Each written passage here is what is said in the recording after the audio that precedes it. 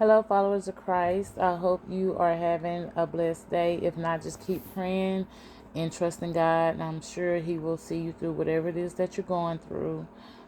We are in 2026. I'm probably going to be saying that for a while, just because I'm excited about it. I truly feel like God is going to show up, and there are going to be some phenomenal miracles and blessings happen this year.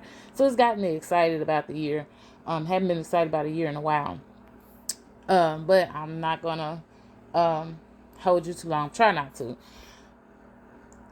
I have read chapters 8 through 10, and there was this one verse that stood out that I want to talk to you guys about, and it's honestly about talking too much or talking too fast, whichever one you choose. For me, it's too much because I tend to do that a lot, and so the the verse reads, "When there are many words, sin is unavoidable." Unavoidable.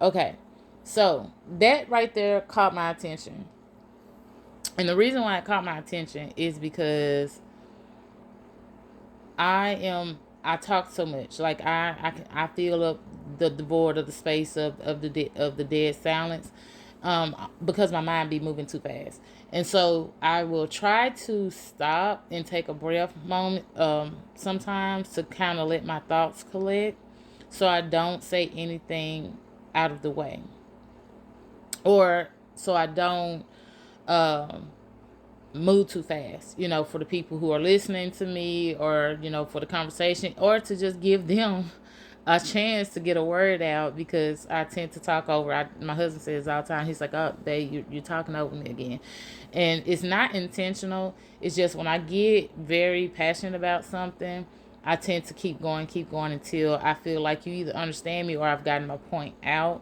Not trying to be right or wrong. It's just a matter of me trying to get out the point, or the topic that I'm making. And so when I saw that verse, just that first half of it, I was like, oh, it says, when there are so many words, sin is unavoidable, which tells me that you don't necessarily have to fill the space. For me, it tells me that saying less can actually keep you out of trouble. You know, People talk about how you can over explain yourself. And I think I tend to do that a lot, where I am constantly over explaining myself in order for people to get me. But me using more words doesn't necessarily mean they're going to get it anyway, right? And so the verse continues to say, "But the one who controls his lips is prudent."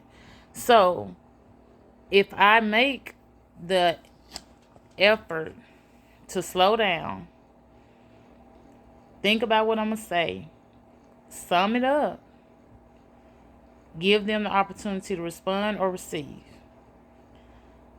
I will probably have a better outcome.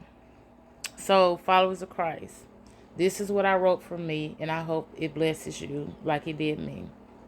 And I said so many times, I've been in such a hurry to speak, I end up saying something wrong or have to correct myself.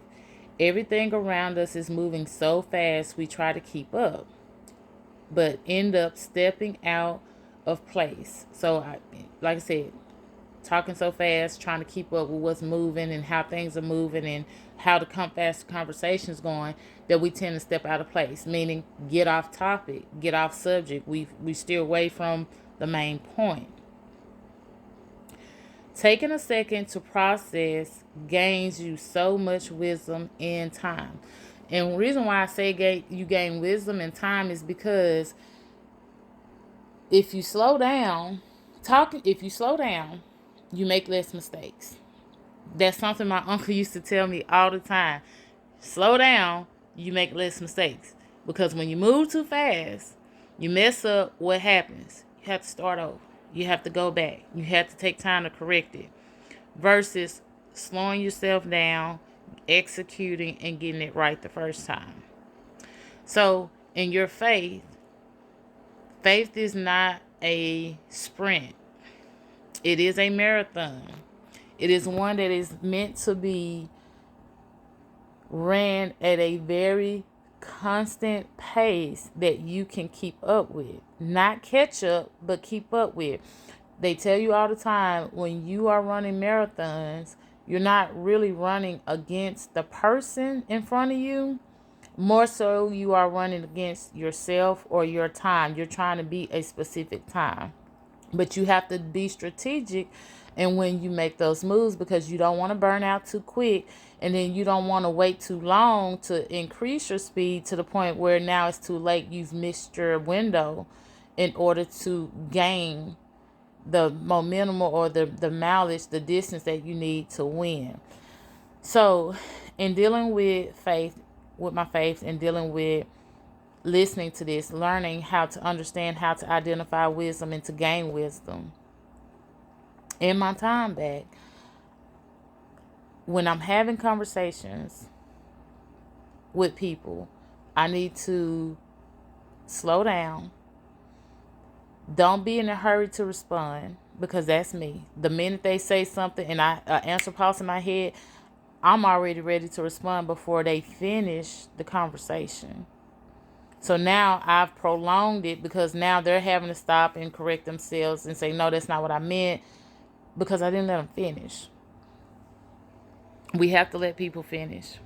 We have to let God finish. We have to let Him finish the work in order for us to see the full blessing. If we get in a hurry too fast, if we put ourselves in a position to where, how I want to put it, we put ourselves in a position to where the minute we see the blessing coming, we start grasping for it before it's actually completed. You're only getting half the blessing. You're not getting the full value of what God has for you. So, slow down. Even in your prayers, slow down. Take a breath. Really think about what it is that you're asking God for. Because I've done that before too, where I prayed for something so quickly and then I ended up praying for something that wasn't what I meant to pray for. I asked for the wrong thing. He gave me what I asked for. But because I didn't take the time to actually really think about what I needed, it did not resolve what I was trying to accomplish. So, followers of Christ, it's okay to take a minute and slow down when you're praying. It's okay to take a minute and seek God at a pace that's not on the same as everybody else's. You know, just like with this car situation, I know y'all probably tired of me hearing, y'all probably tired of hearing about it, but I'm taking my time. I'm learning. I'm practicing slowing down and really making sure that whatever action I execute towards this tribulation is what God wants for me. Because I want the full blessing. I don't want just part of it. And I don't want to have to reset and repeat the same tribulation. I want to accomplish this one and move on and grow from it and gain wisdom from it along the way and not have the whole hindsight is wisdom aspect. I want to gain wisdom along the way and not after the fact, after I've made a mistake, after I've done something or moved too fast or stepped out of line with God. So I hope this blesses you guys. I hope you understand what I was trying to say. But like I said, this Proverbs is doing the thing for me. It's giving me a lot of understanding and wisdom on how to go about with my faith, how to build my faith, and how to exercise my faith in my everyday life. And I hope it's doing the same for you. Y'all have a blessed day.